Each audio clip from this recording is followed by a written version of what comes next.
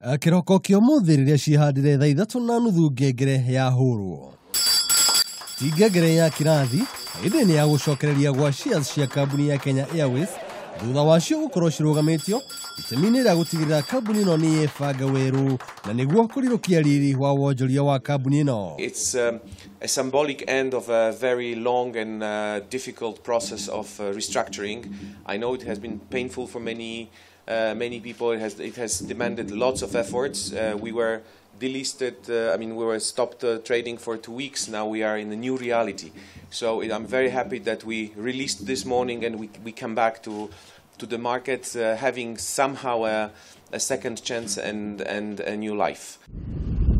Akogena kuo ene mikawa kuma gicoini ni monanitie mwihoko wonjoria-ini wao makiuga gaka kari kahinda karia merigagirira ageni aingi wonjoria wao ni urehanda kumana na ageni aria marekinyia amaugite gutacenjia mahota gukinyaniria gukinya kwa ageni gacunji kaigana. We are likely to continue now normalizing the arrivals both locally and of course also internationally.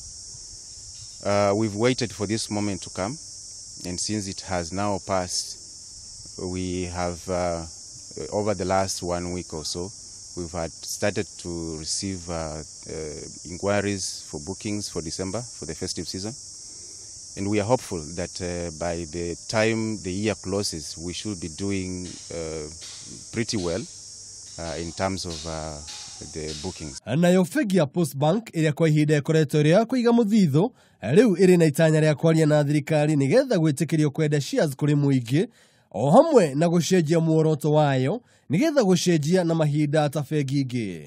Post Bank ni bengi ya thirikari ihoretwo ni thirikari 100%.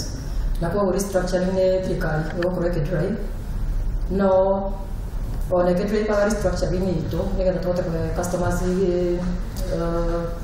loans. Ona customers itu no matuteithagia tondu mbeca iria mokaga makaigari nicio tutrendaga nacio na no cio imwe gucoka kuri yo na iria ingi tukainvest nigetha tuhote kumahe interest njega. Uhoro uyu waritio kigomano-ini kia thiku 2 kia bengi cia Post Bank kuma Kenya, Tanzania na Uganda. Ngiribotera metha ya wonjoria ya Kameme TV, njitagwo Njuguna Wang'ang'a.